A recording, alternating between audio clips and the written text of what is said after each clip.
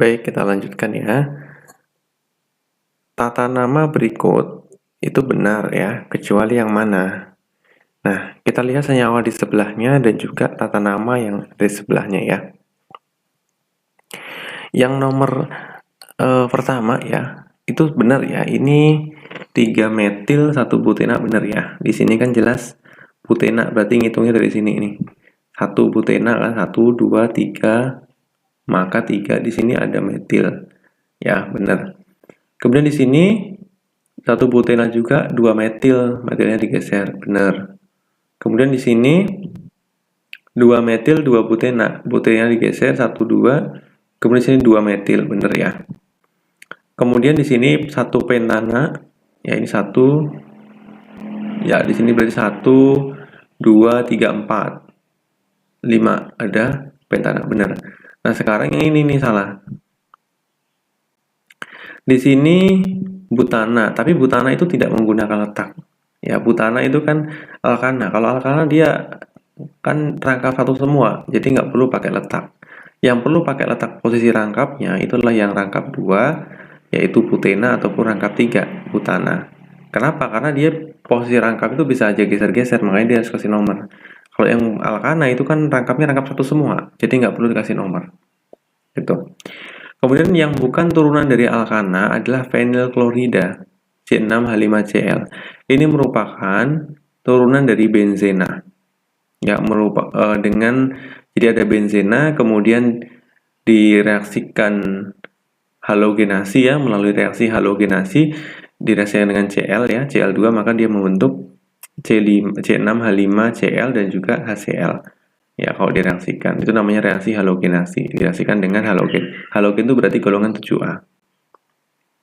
Umumnya digunakan Br, Cl, F, I ya, iodida, fluorin gitu. Fluor. Oke, berikutnya perhatikan reaksi berikut. Reaksi di atas merupakan reaksi apa? Pertama, ini merupakan reaksi substitusi. Yang kedua adalah eliminasi. Eliminasi itu artinya menghilangkan atom-atom gugusnya, kemudian terbentuk rangkap. Kalau misalnya substitusi itu kan menggantikan. Ya, di sini yang digantikan atom H dengan Cl. Ya, ini kan tambah kan. Artinya pertama di sini tidak ada atom Cl. Kemudian masuklah Cl di sini 1 seperti ini. Kemudian Cl satu lagi berikatan dengan H yang dari sini ditukar. Jadi Cl-nya kan ada 2, Cl satunya pindah ke sini. Karena di sini kemasukan Cl, maka H yang di sini pun akan keluar berikatan dengan Cl ini. Makanya seperti ini. Makanya substitusi. Nah, kalau eliminasi itu kan menghilangkan, mengeliminasi. Nah, dalam hal ini yang dieliminasi ya, yang dieliminasi adalah si Br-nya. Ya, ini kan NaOH, maka dia menjadi Na+ dan OH- dia akan terpecah. Nah, maka si OH-nya nanti itu kan merupakan negatif ya. Ya, dia negatif, dia akan menyerang. Nah, menyerang maka Br-nya akan putus, maka Br akan berikatan dengan Na. Nah, kemudian H nanti akan berikatan dengan OH menjadi H2O. Nah, karena dia hanya berikatan dengan ini ya, CH2 saja, maka supaya dia tetap dalam keadaan oktet, maka dia harus membuat rangkap di sini. Maka terbentuklah rangkap. Itu disebut dengan eliminasi.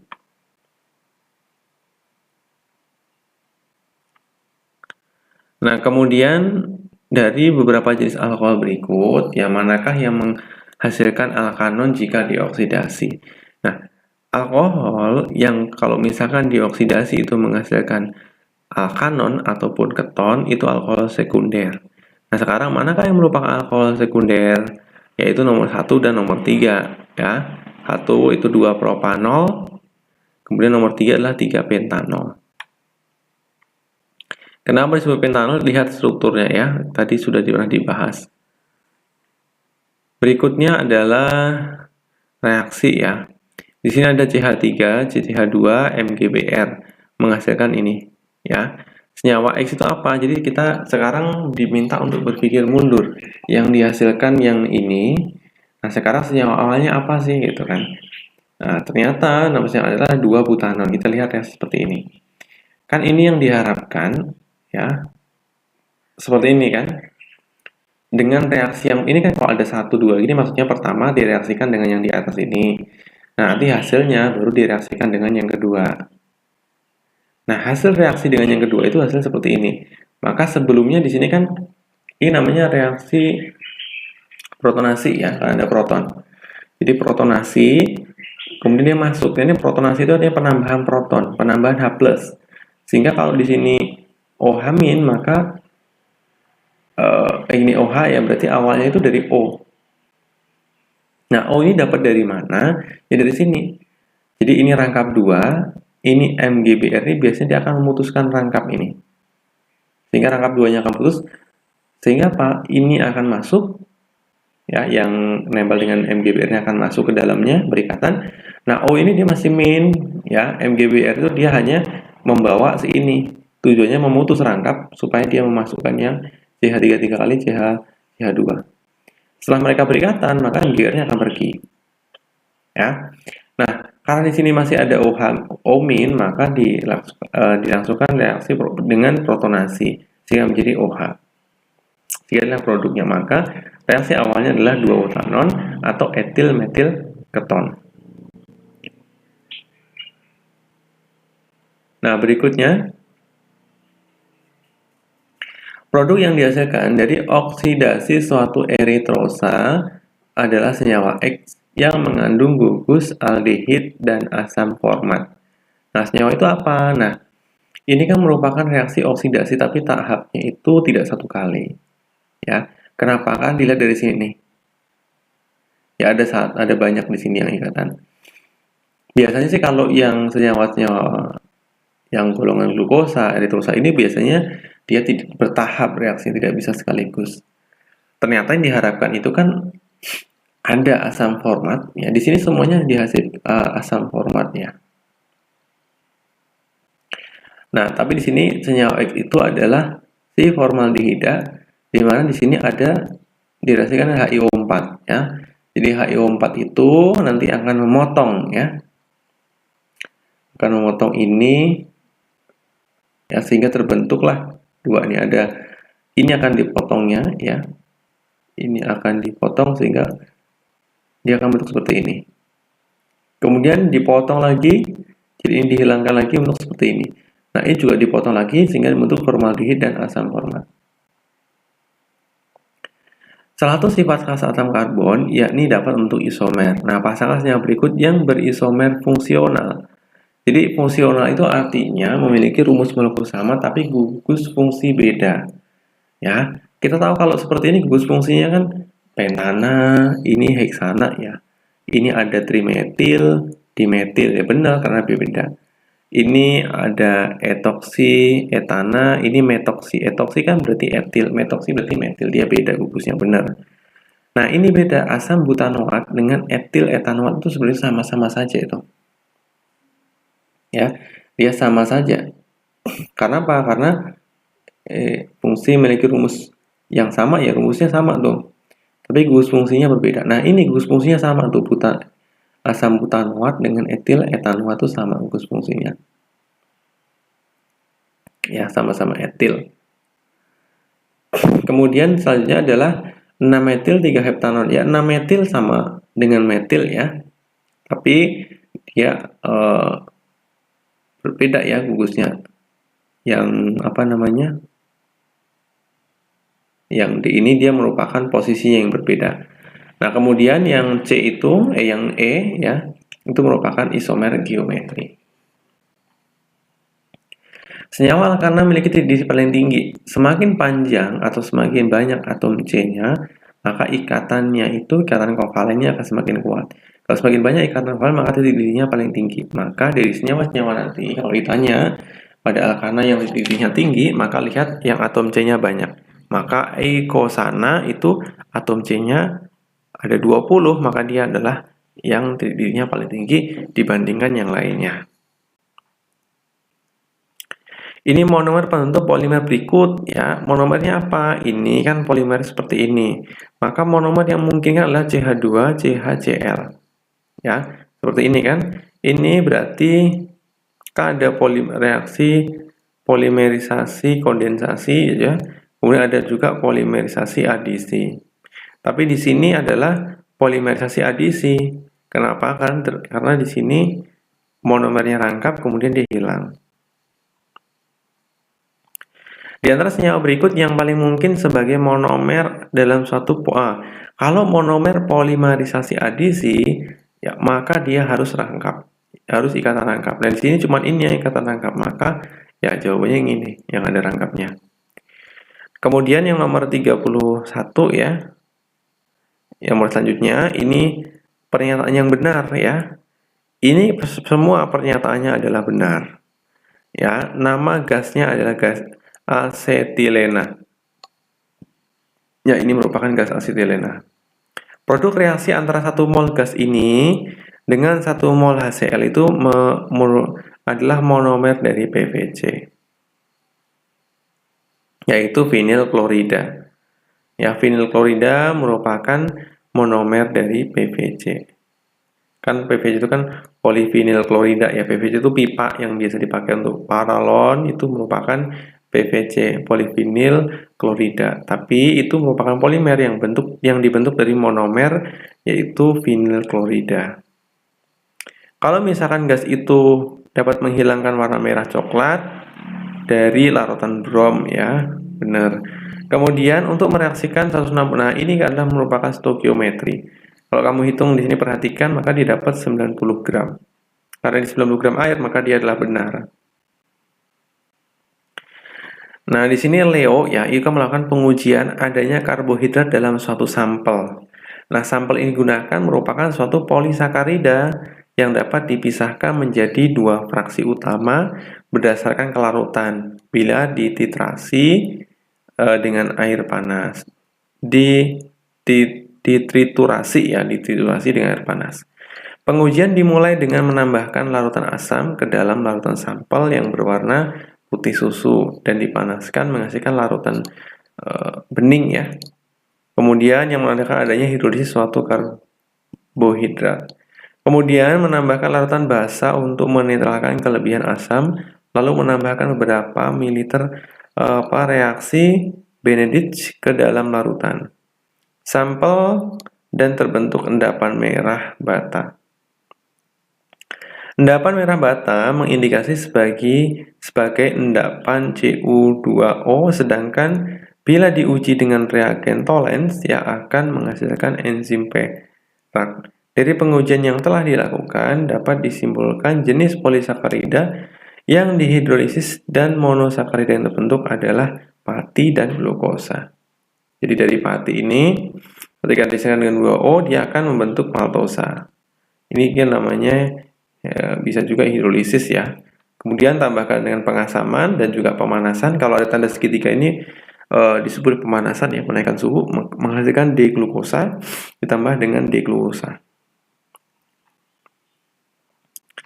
Berikutnya stirena direaksikan dengan benzoil peroksida akan menghasilkan polistirena yang melunak jika dipanaskan dan mengeras kembali jika didinginkan. Maka sifatnya termoplastik. Jadi termoplastik itu kalau dipanaskan leleh, kalau dibiarkan dia akan membeku atau mengeras. Monomer penyusun karet alam adalah isoprena. Nah, kalau di seperti ini merupakan copolymer blok. Copolymer itu akan tersusun dari 2 polimer yang berbeda. Makanya di ini ada blok kan, ada AA, BB, AA, BB. Nah, sekarang kita masuk ke soal sebab akibat. Berikutnya ya, ini kan pembentukan gas SO3 lebih cepat setimbang karena menggunakan P2O5 sebagai katalis.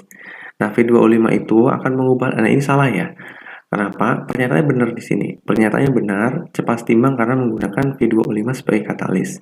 Tapi alasannya salah. Kenapa? Karena P2O5 atau katalis ini dia tidak mengubah laju reaksinya, ya, tapi dia mempercepat. Kalau dia arahnya ke produk dipercepat, kalau dia mengarah ke reaktan dipercepat supaya cepat setimbang.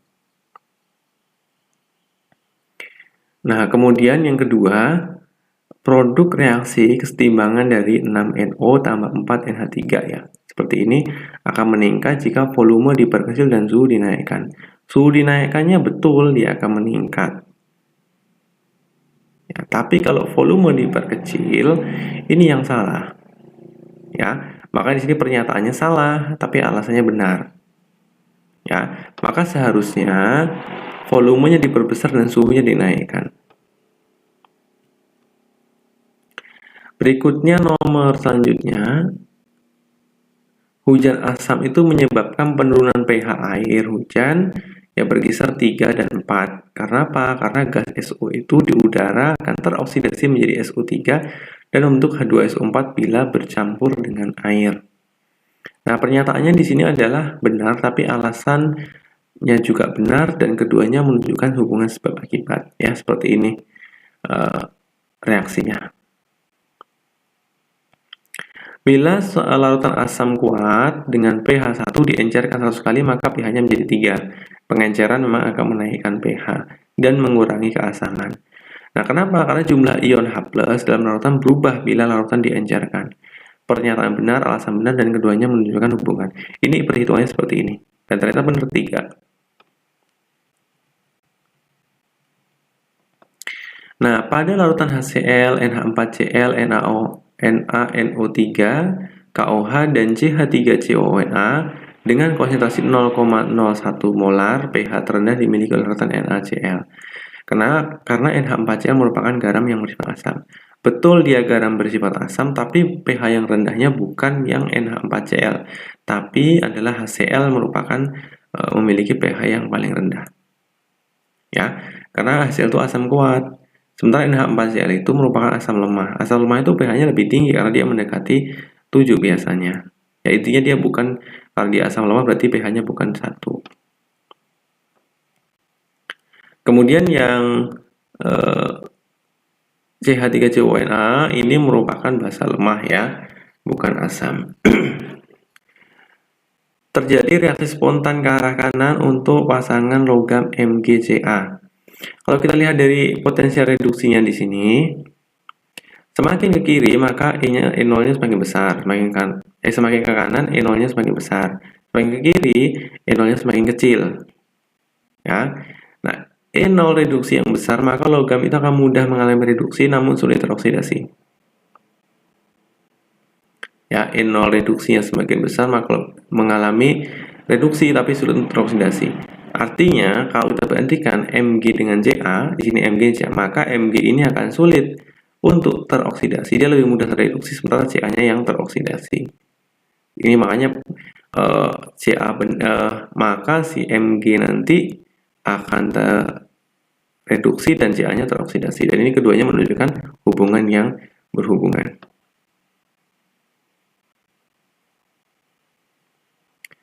Titik didih ether lebih rendah dibandingkan alkohol meskipun bobot molekul sama.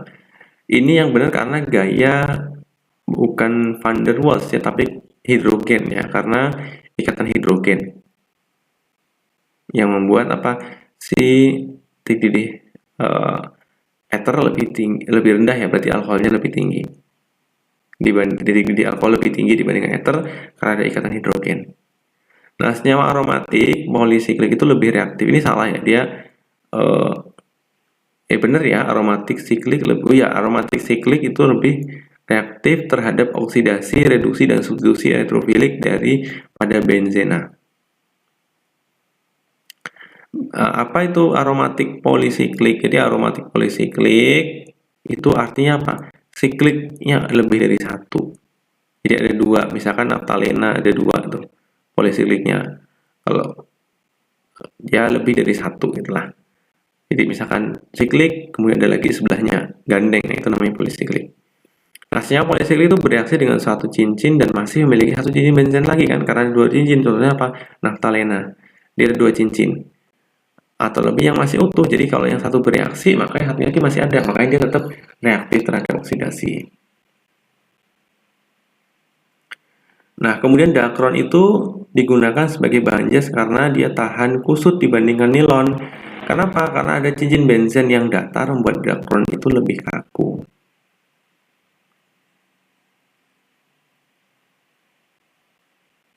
Ya, maka dia menunjukkan hubungan sebab akibat.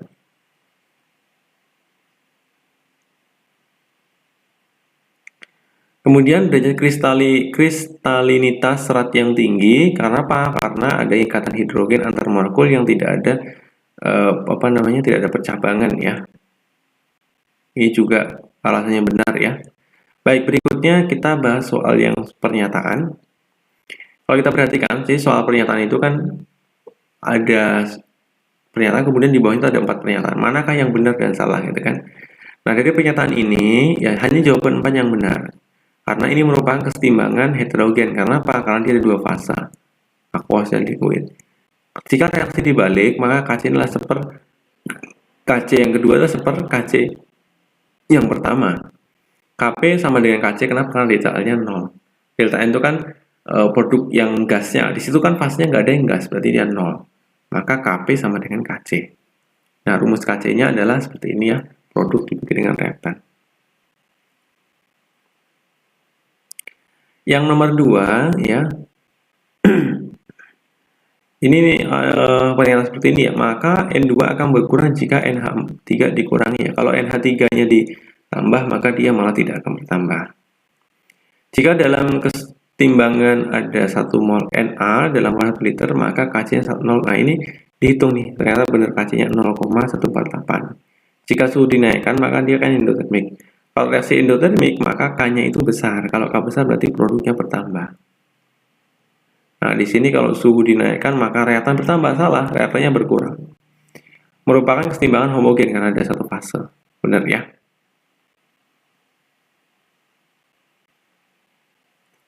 Nah, ini kan kita menentukan orde dari data eksperimen. Caranya seperti biasa. Ini ada cara cepatnya ya. Kita lihat bahwa konsentrasi dari A+, dari A itu meningkat. Laju reaksi dari A itu meningkat 4 kali saat konsentrasinya dinaikkan 2 kali, maka ordenya 2. Nah, yang harusnya harus jadi pakai ini karena dia nggak bisa pakai permisalan. Maka dapatlah nilainya ya, rumusnya, kemudian masukkan nilai K-nya, dapatlah dia seperti ini. Maka ini semuanya benar ya, ordenya A benar, ini 4, ini benar, rumusnya ini. Kemudian ketika dimasukkan 1 molar dan 1,5 ternyata kecepatannya seperti ini ya. Kemudian nomor 4 ya, ini kita menghitung derajat ionisasi ya. Derajat ionisasi itu alfa sama dengan akar Ka per Ma. Ini ada rumusnya juga, tinggal dimasukkan saja, dapatlah nilainya. Nah, kemudian konsentrasi H+ berarti Ma dikalikan alfa. Alfanya ketemu, dikalikan, dapatlah ini. Maka pH-nya juga dapat. Maka jawaban yang benar adalah 1, 2, dan 3. Ya, karena dia benar. Ini asam monoprotik karena memang dia terionisasi sebanyak 1 kali.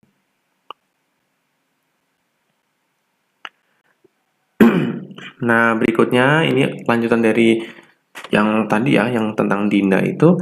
Kan dia orang tuanya ingin menyepuhkan cincin ya, hasil tunangannya.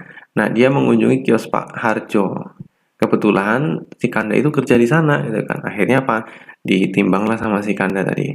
Nah, maka pernyataan benar apa? Nah, reaksi yang terjadi di katoda itu seperti ini. Anoda juga seperti itu. Sehingga apa? E0 sel itu kan gabungannya. Dapatlah 0,27 volt.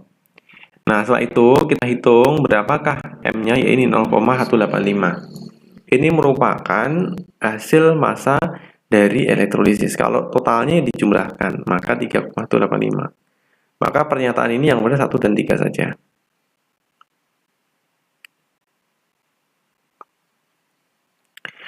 Baik, diketahui seperti ini ya. Diagram selnya apakah seperti itu ya? Ternyata benar ya, diagram selnya seperti ini. Kemudian E0 selnya juga sudah dihitung di sebelah ini, dapatlah 0,295. Kemudian delta G-nya juga sudah dihitung menggunakan rumus min N Fe0 sel ya, dikalikan ketemu. Kemudian di sini elektron yang terlibat adalah 2 ya. Elektron yang terlibat adalah 2. Ini elektron yang terlibat 2. Nah, pernyataan benar tentang benzena ya, elektron terdelokalisasi benar, kurang reaktif dibandingkan alkena iya. Ya, kemudian halogenasinya klorobenzina salah satunya iya. Rumusnya ini C6H6 benar ya, C6. Nah, ini makanya benar 1 dan 3. Berikutnya pernyataan tentang senyawa hidrokarbon ya. Alkana itu termasuk alifatik tak jenuh. Salah ya, alkana itu kan alifatik jenuh. Kemudian ini merupakan rumus dari alkuna. Ini adalah rumus dari pentana. Ya, jelas pentana itu alkana, bukan alkuna. Ini rumusnya seperti ini ya. Nah, ini nama IUPAC lah 3 bromo ya, bukan 2 bromo tapi 3 bromo. Kemudian alkana kehilangan satu H disebut dengan alkil ya, benar. Maka jawabannya yang 4 yang benar. Pernyataan yang benar untuk asam amino ya, asam amino ini pernyataan yang benar ya. Maka di sini semuanya benar ya. Bisa bersifat Zwiter ion, Alfuter karena ada 2 gugus asam dan basa sekaligus. Polimerisasi membentuk protein ya, karena kopolimer dari protein kan merupakan asam amino ya. Monomer ya. Jadi monomer dari protein adalah asam amino. Mengandung unsur karbon, hidrogen dan oksigen, nitrogen juga ya. Nah, pernyataan tentang protein. Nah, ini protein jembatan disulfida terjadi di antara 2 residu cis yang teroksidasi. Mioglobin contoh struktur protein tersier. Nukleosida plus gugus fosfat. Nah, ini yang salah adalah yang 4 ya. Yang 4 ini nggak benar. Harusnya dia basa nitrogen, bukan guanin. Ini tentang waktu reaksi ya, dia mengikuti orde kedua, ya rumusnya tinggal seperti ini. Nah, ini tinggal dimasukkan saja. Nah, ini kan sama ya, masih potensi reduksi juga, tinggal dicari mana yang mengalami reduksi, mana yang mengalami oksidasi. Nah, ini rumusnya ini, sudah ada ini rumusnya. Ln K sama dengan Ne0 sel per 0,0257 ya. Kemudian tetapan laju reaksi elementernya seperti ini. Nah, energi aktivasi ada, hitunglah tetapan laju reaksi. Yaitu K2-nya seperti ini ya, dapatlah. Nah, kalau ini kita harus hafal, nomor 4 ini hafal tentang gugus-gugus fungsi ya, harus hafal dan paham. Sehingga kita tahu bahwa ini nama-namanya sudah di samping. Ini interaksi-interaksi pada gambar berikut ya. Yang namanya jembatan Heram itu ada interaksi ion, kemudian ikatan hidrogen itu ada H dengan O. Hanford ya. Kemudian gaya dispersi berarti non-polar, kalau dipol-dipol itu molekul polar. Oke, kira-kira cukup ya. Nanti kalau masih kurang jelas boleh ditanyakan melalui WA saja atau di grup. Kemudian tetap semangat ya, selamat menempuh UAS. Ya, mohon maaf ini masih banyak kekurangannya. Kritik dan saran nanti mohon disampaikan ya. Semoga ilmu ini bermanfaat. Salam sehat dan salam semangat. Assalamualaikum warahmatullahi wabarakatuh.